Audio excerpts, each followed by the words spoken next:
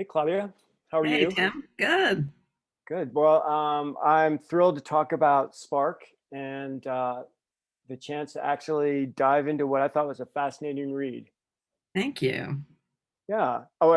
I should, for all our viewers, I should give a little bit of background. Claudia and I know each other since our Amherst days. I was a senior and you were a junior at the South Dorm, aka Party Central, and became good friends then and have, fortunately for me, stayed good friends ever since.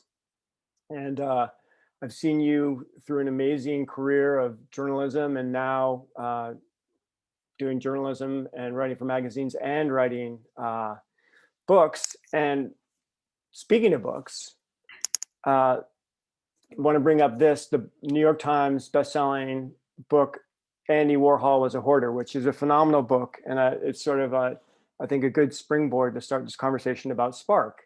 All right. So rather than me talking constantly about what I think, Claudia, can you give me a description of Spark and sort of a thumbnail of the book itself? Yes. Well, first of all, Tim, thanks for doing this. I'm so happy to be here. We've bounced ideas off each other for, I would say, years, but it's actually been decades, and it's really a gift, our friendship. So thanks for doing this. And Spark is a book that looks at the evolution of a life journey. So interestingly, when I was at Amherst, I started out thinking I was going to be pre-med, although I always loved writing.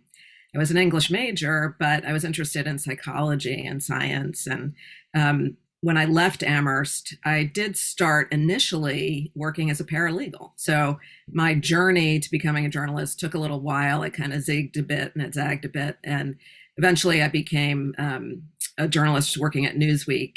But it was a number of years after graduation. And I've always been interested in how people find their sort of moment of what they know works for them and fits for them as their life arc. So in looking at the 12 profiles that are sort of deep profiles in the book, and then Leonardo da Vinci, who's sort of my go-to genius, I looked at different moments in people's life journeys, starting with prodigies and how they somehow find some kind of ability really early in life, to sort of teenage, early 20s, and then to midlife being kind of the 30s, 40s, and then later life 50s and beyond. And I just found it very inspiring to look at these arcs because people found these moments at such different times.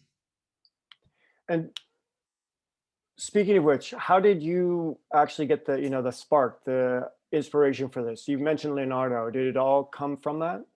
Yes, I started reporting on Leonardo da Vinci for National Geographic magazine and was really amazed at what I found in terms of some of the obvious things about Leonardo. I think that everybody knows the scope of what he studied, the many subjects he looked into. I mean, botany and architecture and military engineering and anatomy. I didn't realize how many drawings he left behind, thousands and thousands of drawings and sketches, as compared to the paintings, which were numbered in about 2 dozen, no more. And in the drawings, you just see his ability to observe, to understand, to ask questions, to think. I went to a conference about Leonardo in 2017, started really just diving into his life. And he just raised questions for me in terms of how do you define genius? What are the qualities that he had?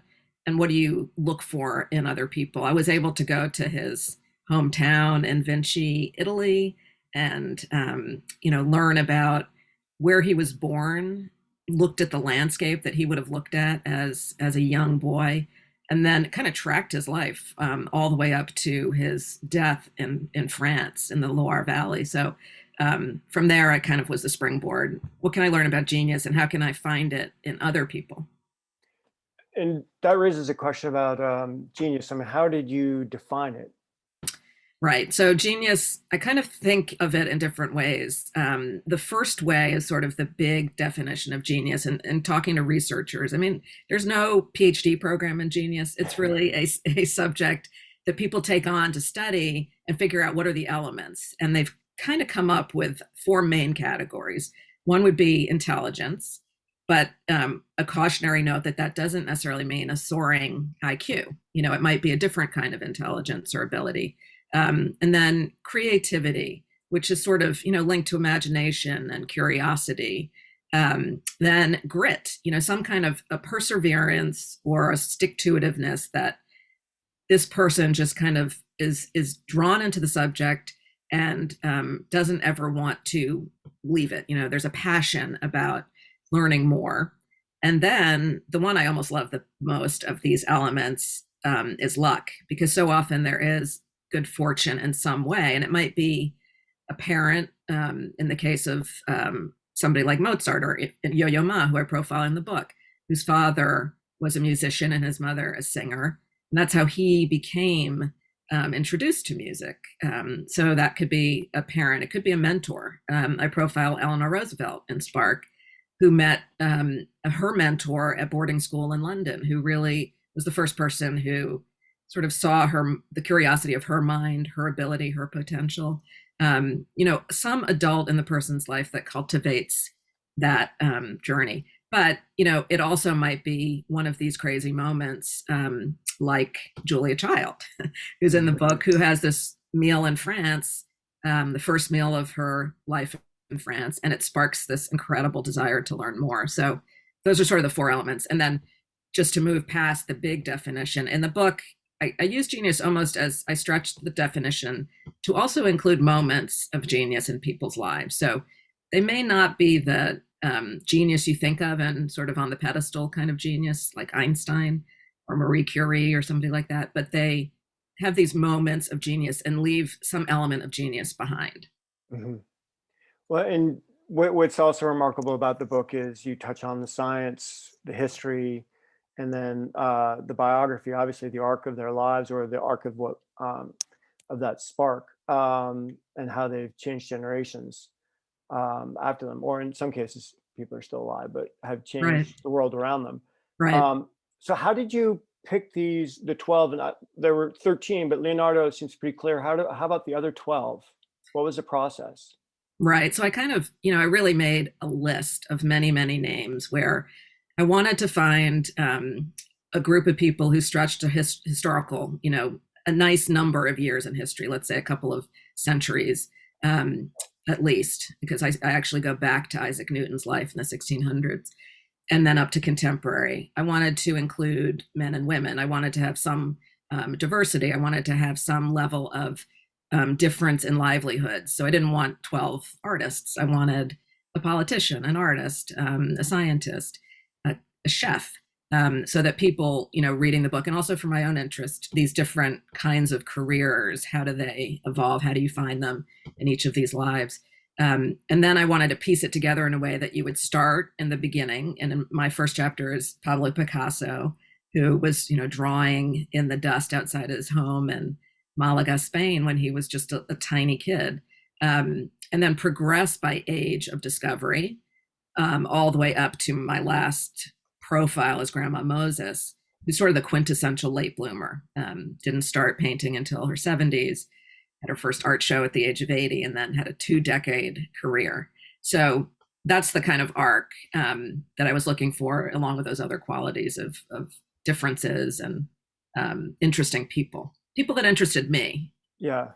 Well, one thing that just came to me now is how often do you get the question, is there still hope for me? Yes. So, I get that question. But is there hope for me? Yes, Tim, there's definitely hope for you. And I think there's hope for anybody watching this, because that was definitely the message I got. I mean, if you think about people like Eleanor Roosevelt, who one of her proudest moments was spearheading the UN Declaration of Human Rights, which she did in her early 60s. Mm-hmm. Somebody like Peter Mark Roget, who his life was very, very unknown to me, in the sense that I knew Roget's thesaurus. Of course, I was an English major. I used that constantly, and I still use it. But who was he? And it turns out he was a scientist, a really accomplished scientist and medical guy throughout his life. But he wrote the thesaurus back. It was a childhood interest he came back to, and it was published in his 70s. He went on to oversee multiple editions. So I think that the lesson is absolutely, there's still hope, there's still time.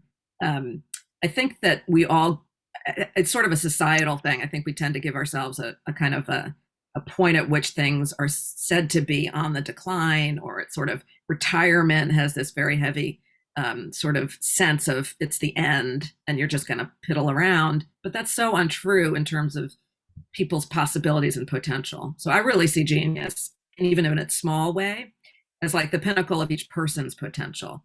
And I think, if you have good health and are able to persist into later years, that there's absolutely, there's still hope and there's still time. So who was the hardest person to cut from the list? You must have had a much broader list to begin with. Yeah, there were so many interesting people. I had to choose between somebody like Mozart, who I thought would have been really interesting as a musician, interesting life, um, kind of a crazy personality, but decided, let me try a contemporary figure here because I hadn't done that in the first book, and I thought it would be really interesting to go there in Spark, and chose Yo-Yo Ma as my person who fit into the musical category. I thought about all sorts of people ranging from Aretha Franklin to JFK to Jackie Robinson, Laura Ingalls Wilder, all different moments. By the time they were all in a way hard to cut, but by the time I was cutting, I hadn't gone deep into each of those lives enough to really feel a deep connection that made it so hard, because by that time I was done with culling through the list. The 12 kind of emerged as these fit together almost like a puzzle. But there were certainly plenty that I'd love to go back to. Uh-huh. And when you say fit together like a puzzle, do you feel like they each sort of cover a different aspect of genius and accomplishment? Yes. I mean, I think when I went through the people on the list and tried to come up with, markers for that chapter. So Eleanor Roosevelt, for example, is sort of the grit and resilience piece of it. I profile Sarah Blakely, who's another contemporary figure. I wanted a woman in business, and I thought it would be interesting to have a young woman who's contemporary. I'd heard her talk about her story about founding Spanx on the radio. I thought it was fascinating. And it turned out for her, when I got to know what her story was, when I talked to her, failure became the theme, that she grew up in a family where her father nourished this idea that failure was a good thing, that only through failure do you appreciate and understand and work towards success.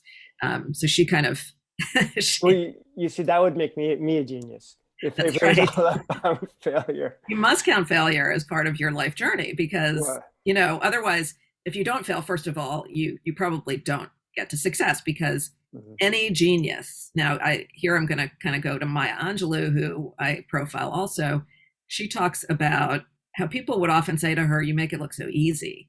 And it drove her crazy, because she said writing is so hard. They don't see the hard work. And I know people have told me that throughout my reporting career. I interviewed an incredible scientist named Judah Folkman once, who was in cancer research. And when I went to his library, we were talking about his success that I was interviewing him about, but he turned around and he pointed to his bookshelf, kind of like a shelf behind me, and said, those are all things that didn't pan out. You need to remember that those are all the failures. And I only got here because I also went through all of that. And so I think it's such a critical point that no matter who the genius is, there are never these light bulb moments that just happen and turn the person, from one day into the next into somebody brilliant. It's always hard work, and it's time invested and patience. Yeah, well, it's funny you said light bulb too, because I instantly thought of Edison, who was famous for trying thousands of different ways to get somewhere. Right. He knew where he wanted to go, but not how. And right. Failed repeatedly. He did, and he, I think, talked about it repeatedly. And he had if you look at the photographs of him with all of his people, I mean, he never did any of it alone either. That's another really crucial element of genius, is the idea that it's collaborative. But he's not in the book, so let's stop talking about He's not. He was considered, but well, yeah, but you do cover other people who are inventors and business huge successes, and one in particular, several in particular are still alive. So I was really curious what it was like to write about people who are alive, because in Andy Warhol was a hoarder. Everyone was dead in that. So I'm curious what that was like to write about people who are still in this world. Yeah, it was a little nerve-wracking. I decided to do it because I thought, the last book was all historical, as you mentioned, and I thought it would be really interesting to bump this up a little bit in the sense of add a level of contemporary life, people, names that people identify with. I mean, in Andy Warhol, I had people as sort of old as Dostoevsky. And I thought, it'd be nice here, if I'm going to do Isaac Newton, let's also do Bill Gates. Sarah Blakely, as I mentioned, of Spanx, and Yo-Yo Ma, get some contemporary voices. So I can really, in a way, go to the journalism that I love to do, which is go on site and do interviews and meet people and talk to their families, versus digging deep into historical records, which I also love to do. But it was a nice opportunity to open it up a bit and to give it a little extra charge in terms of some of the moments today. So, I interviewed Bill Gates during the pandemic by email, which was just a fascinating experience, and being able to get answers from him to questions. Yo-Yo Ma, I was able to meet and follow around when he was doing some of not only playing Bach cello suites, which he's been on a journey for the last couple of years doing, but also see him interact with communities that he visited. And Sarah Blakely, I heard her speak at an entrepreneurs conference, part of NPR's How I Built This Summit out in California. Heard her speak, got to talk to people who heard her speak, and then got to talk to her. And it really, it was, I think, really invigorating for me to be connected to people alive today who've done remarkable things, and whose lives will leave a mark, long past our own. So it was a really nice opportunity, and I'm glad I pushed myself to do that in this book. Yeah, and one thing that I thought was really interesting is how often you actually went to the physical places especially with historical characters. Yes. And can you talk about why you did it and what a difference you felt it made? Right. I mean, I was really eager to get to the places more than I had been able to do during the Andy Warhol reporting, because I wanted to be able to give a sense of kind of freshness when I describe the scenes of where I am. And so I decided I'm going to I get to Isaac Newton's home, where he fled. I mean, interestingly, this is all pre-pandemic reporting, thankfully, not knowing when I went that I was going to go from Cambridge, where he was studying, and drive up to Woolsthorpe Manor, where he fled during the bubonic plague in 1665. Just like now, when universities shut down and the kids went home, same thing back then. He had to go back to his family estate at Woolsthorpe Manor, which is sort of rural England. And you drive up there and you can kind of, tracing that journey and realizing that was the place. His initial ideas, his formative ideas about optics and gravity and all that stuff came to light. I saw the apple garden. I saw his bedroom where he did a lot of his experiments. And it really, seeing Vinci, the home place of Leonardo, I went to Eleanor Roosevelt's home, Valkill, which was her, haven, where she spent so much time, and it was her place, not FDR's, and walking in the woods on her favorite trail through the woods. It really humanized the people in terms of being, I felt connected to them. I felt, these are human beings with bedrooms and paths in the woods and, homes and landscapes they saw. And I can be a part of it and bring this to the readers, so that they're not just historical figures deep in the, annals of history, but they're people who lived and were breathing and alive like we are, today. So all of that was fantastic. It really made me feel connected. And I thought I took a little more leeway actually in the book, describing that. I was careful about not making the book about me as little as I could, but also inserting certain passages where I said, here I am, and here's what I see, because I think that's really interesting to readers. And it's something you never do in more traditional journalism. So it was kind of a new thing for me in this book. And did you feel that being there physically, did you get a sense of the source of this inspiration a little bit more clearly? I know being there had to have helped in some ways, just Right. to set the context, but also just in particularly in Newton, you talked about the science of this sort of eureka moment. Yeah. But also, I'm curious about, is there something about the place? And then I'd love to come back and talk a little bit about science, but I'll Yeah. write that as a note. Yes. I do think that it gives you, I mean, one of the things it does is gives you a sense of time spent. So at Isaac Newton's home, he was there for about 18 months when he fled the Cambridge. And you get a sense of being there in this place that is so serene and so Mhm. beautiful. I mean, it's just a glorious vista of, these trees, the apple trees, the garden. You get a sense of how he was away from the sort of everyday kind of craziness of being at Cambridge where there's so much going on. And he was here in this place, so you can understand how he needed that space. He called it, one of the most important times at this moment in his life. So he could really focus on his thoughts and bring them to the fore, because that's harder to do when you're around a lot of people.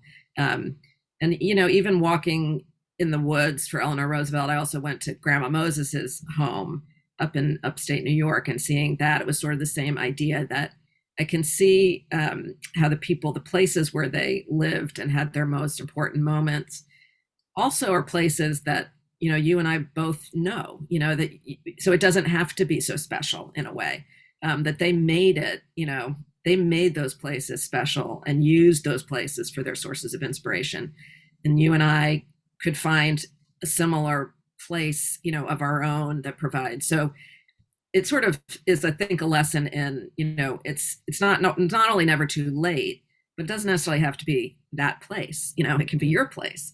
Right. So that was, I think, another lesson learned from visiting. And like when you talk about the colors, Malaga is where Yes. Picasso, yeah, what an influence that had on him. But I guess it could have been colors of any place. It's just that who he was.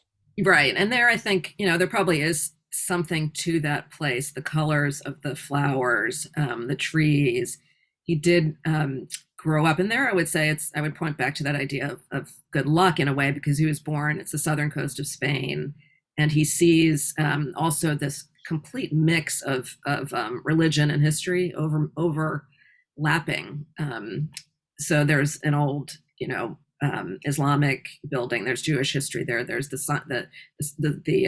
Spanish history, and he takes this all in, and that becomes part of the way he thinks in a way about his art, because he's constantly mixing and layering and drawing on his memory.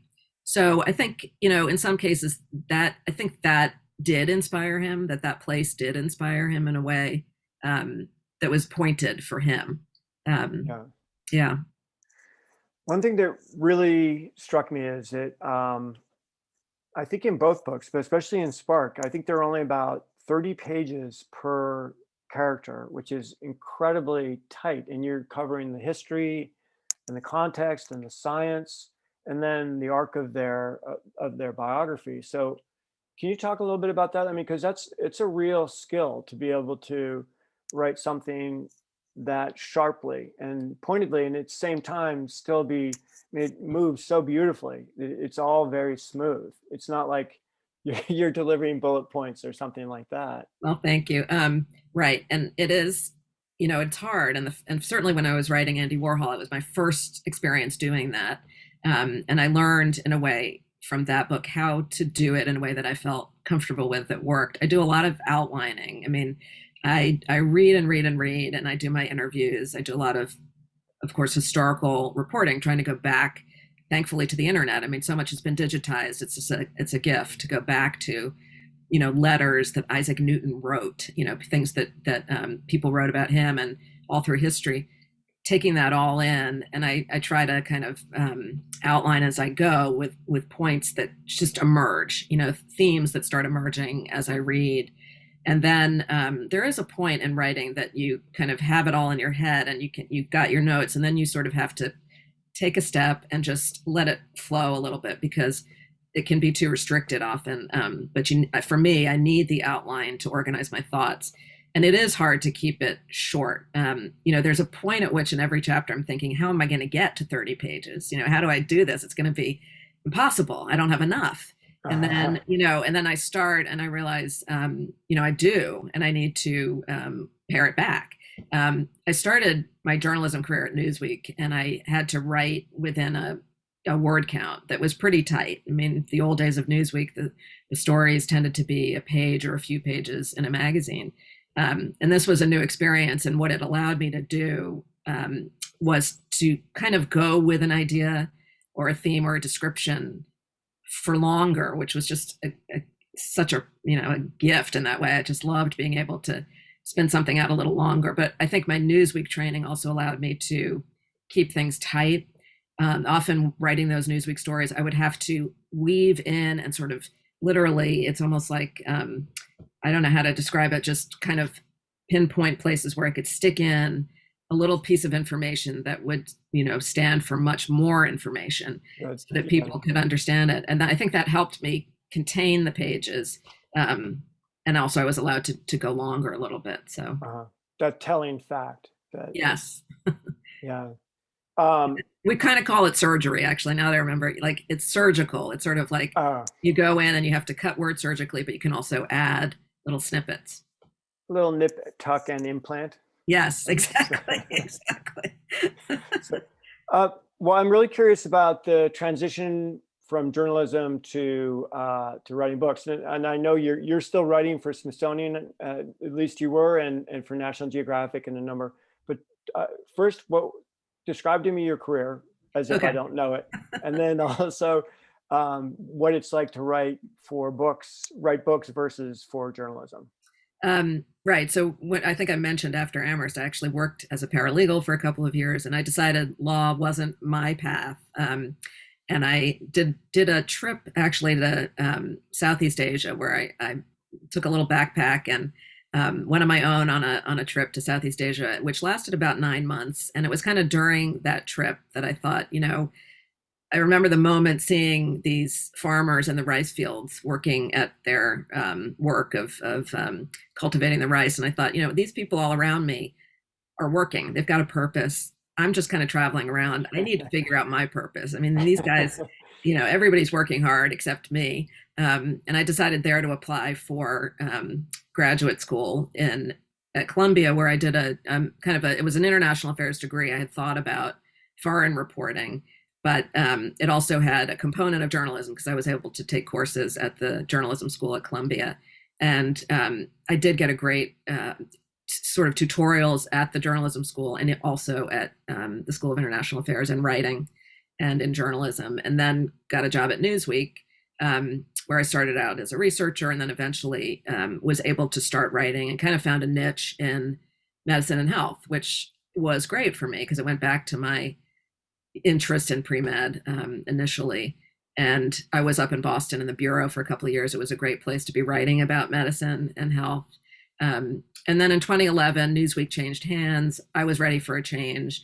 So that was about 17 years at the magazine. And I decided to try out freelancing and thinking about book writing. And so at that point, I lucked into a great relationship with a book editor at National Geographic for the first book, who then introduced me to the magazine. I was able to start writing some stories for the magazine and also doing some independent. I'm independent now, so freelancing for other publications. And, the book process is so different from daily or weekly magazine writing, which was my thing, but also builds on the foundation and all of the building blocks of that. So the reporting I learned at Newsweek, the writing I learned at Newsweek served me really well and allowed me to use those, as I mentioned, sort of the crafting of being able to write tightly and craft a story. And so in writing books, it's a personal journey. I mean, I think no one can teach you how to do it. It's really slogging through. And I remember how hard it was for the first book to figure out how do I write about biography? How do I write in a longer format? How do I, feel comfortable with speaking more in my own voice? That was very different from the news magazine writing. And it's been a real joy to be able to stretch in that way. So I've loved and I love still writing magazine features, although I tend to have so much left over that, I report them like a book, and I have to figure out now, what do I do? What's next with that? Well, that's the material for your next books. Yes, I have, need to think about it. So if you were to sort of compare the process of writing your first book, which was a New York Times bestseller, I'd like to point out, Thank you, Tim. versus this one. What were the differences? I would What were say, the similarities? right. So the similarities was I had kind of a template to do biography at about 30 pages of individuals, looking at them through some lens. So Andy Warhol is more psychology and mental health, and this is more inspiration, creativity, moments of discovery. So I had that; those were the similarities, and I was able to um, come to this book with more experience and more confidence about how to do it. But then, differences, I would say for sure. The contemporary figures added a new element. My ability to get out and report more for this book added a new element that was really wonderful. And so those would be sort of, I would say, the main differences. The similarities also include the kind of digging into the archives of history on all these figures and talking to experts about, their lives. The Andy Warhol book, it's a little bit dangerous to go under, to go down the path of a person's mind, and especially when they're no longer around. So I had to be, in a way, much more careful about saying, I'm not diagnosing these people with a certain mental health condition. These are people who've either spoken about it themselves, or there have been lots written by experts in the field. In this book, in Spark, I wasn't doing that. I was more exploring their life moments. And in a way, I think I had my own ability to kind of assess it with more confidence, because I wasn't judging anything around or writing about anything that was sort of off limits. I was kind of assessing a life journey based on my own reporting and experience. And it allowed me a little more freedom to do that. And when you're writing about science, are you concerned that new discoveries or shifting research is going to alter what you've discovered, what you found? Like, coming back again to this idea of the eureka moment that occurred, I think it's called a brain blink. Right, right. That you wrote about. What what happens if 5 or 10 years, or maybe it doesn't matter, if the research changes?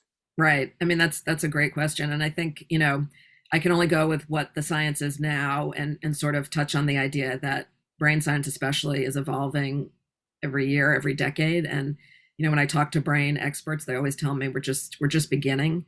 And I try to make that point that there's still a lot to learn. But since, I'm writing now, I'm going to tell you what we know as of today. And I try to pick out one or two studies that kind of, for me, are the most informative, the most, the ones I can describe to readers in kind of a visual way, like the brain blink. I think is fascinating. The idea that, you kind of go in internally, your brain almost blinks and blocks out all of the external distractions. It would be as if I'm talking to you and I close my eyes because I'm distracted by the photographs on your wall or something, and I can't focus on my thought. But so you close your eyes for a second, and that's kind of like the brain blank. And I just thought everybody can relate to that. That's a really interesting. But I looked at a lot of other studies that were much more, complex also. And I didn't want to put everything in. It would get too heavy. So I pick out a few. And then I just figure the science will evolve. But science always builds on the studies that have come before. So they're all important. And so I think it's always interesting to see where we are at the moment. Well, and the one study I hope that they don't overturn or disprove is the one that you talk about, where it seems the brain is more not regenerative, but that's not the right phrase, but that it's there is hope for older Yes. brains. I love If I that could only study. come up with that word. Yes. And that's a really interesting example where there's still no resolution on that particular study or the studies in that cluster of studies. There are people who disagree on that, and there are different findings. We don't know. But I wanted to highlight that study because I think it's a good study, and it shows a really important finding, which is that the scientists found neurons in the brain that had yet to, the new neurons that were proliferating even in older brains. And science has long assumed that the dynamics of the brain are sort of done at a early age in life. And this study found that no, that there are new neurons developing in the brain, even much later in life.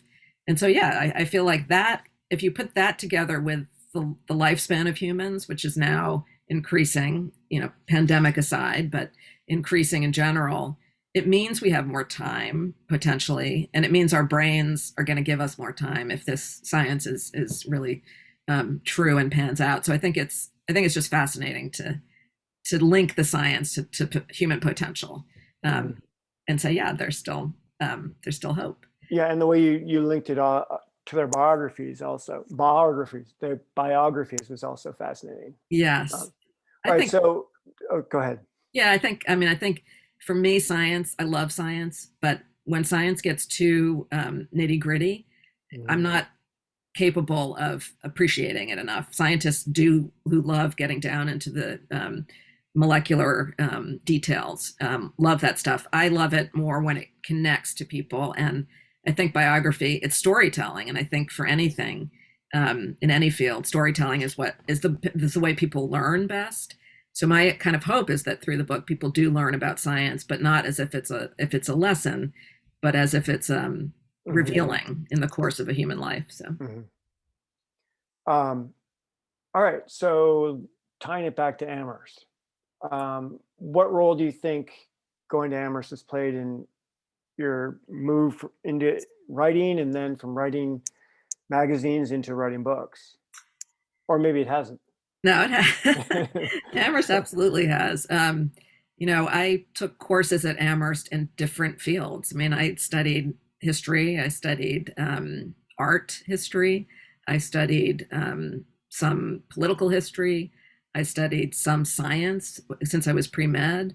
I was an English major. I took a Russian literature course that really inspired me with Professor Rabinowitz to really that I realized I loved Russian literature, which was one of the reasons I chose Dostoevsky for my first book as one of my profiles. The idea that you can go to a liberal arts school like Amherst and really take chances in different disciplines and fields, learn whatever you want to learn. You're not on a specific path that's regimented. You can cross the borders and boundaries of disciplines, and that's what also curiosity is about and learning is about. It's about stretching. And so I think at Amherst laid that out in just the way you get educated and the way you're given that freedom to choose different courses, even though you have a major of study. Mhm. And so I think, and also I think, being able to move from journalism to writing books. I mean, I think having been at Amherst and, in an academic environment and learning especially through my English major, how to write and analyze and think, all of that absolutely, plays a role in what I do every day, I think. Mhm. Um, so then what is next? What are you thinking about as the next step for Claudia Kalb? Right. So, still thinking. I've got quite a few story ideas for magazine features, and I've got a couple of ideas. I'm thinking possibly of going deeper into biography, possibly with one person. Mm. But I also haven't given up on this idea of multiple lives because I think it's interesting. I think people who don't have time to read straight through big tomes sometimes appreciates shorter Mhm. biographies. So I'm kind of thinking that through. It's an interesting phase after the book comes out. Just came out in April, at the end of April, so I'm still in the phase in June of trying to um, still work with the content, write stories about it, do interviews about it like this, which is great, and then start writing up my story proposals for magazine articles, and then start on the side thinking deeper about the next book. So. Well, and magazines have gone through just an amazing, often bad transformation. It's been a tough couple of decades for them. Yeah. I'm really curious what sort of reception is out there for thoughtful ideas like yours, and also just what are your thoughts on the future of that part of the business?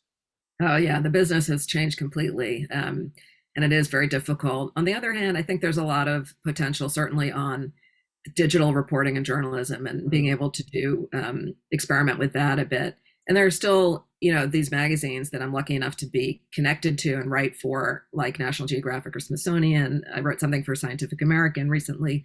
Being allowed to write for some of these places that have managed to, kind of make it through these crises in financial crises and advertising and all of that has changed so much.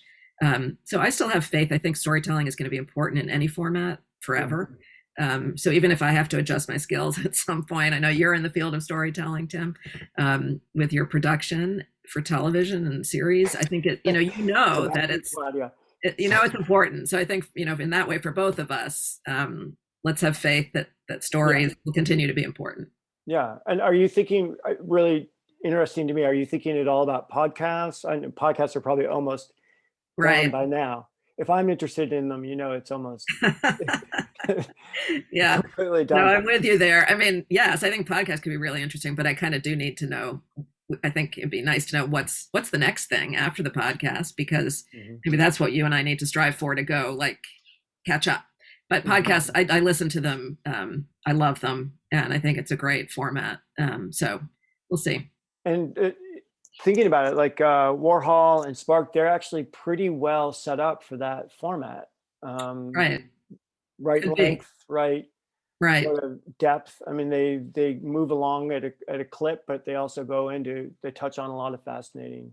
Yeah, might be something to pursue. I need to take a class in podcast making. Well, I know I've forgotten something important that you want to talk about. So what would you like to talk about? Caught you off guard. Well, I think you've covered quite a bit, and we could probably talk for hours, but we might want to give our listeners probably a break at some point soon. So I would say that I'm just privileged and really thrilled to be doing this. First of all, I love that Amherst has a community of readers, people that write books, many of whom, when I dig through the Amherst Reads and realize, wow, I didn't know about this author, this subject, it's phenomenal. So I love this program. So I want to give kudos to Amherst for doing it. And I just, I'm grateful that people are still reading. I think the pandemic, really gave us that reassurance that people are still reading, not only reading, but like to hold books in their hands. And so that's great. So I'm leaving it on a high note. You might want to turn that around. It's upside down. But that's okay. Is that bad? Thank you. Yeah. No, it's just because of the way it looks on the monitor. Now, I wanted to end by saying that strongly recommend anyone who's I haven't bored to death with my questions. This is a fascinating book, and really go out and buy it, order it from your local bookstore, get it as soon as you can, and give it 5 stars. It's excellent. Thank you. Thank you, Tim. I also want to just mention, I do have a website, and it's claudiakalb.com. And I think it can be, first of all, helpful for just people who might want to read about some of the other writing, but also if you buy a book, I would be thrilled to write a book plate. I can inscribe it for gifts or anybody. And I just say that because I think sometimes a personalized note can be a nice thing for book readers. So, but thank you, Tim. I appreciate it. And thank you for doing this. Yeah. Thank you for letting me do it. Next one will come back maybe in a few years. Oh, yeah. Well, exactly. Well, thank you. Thank you.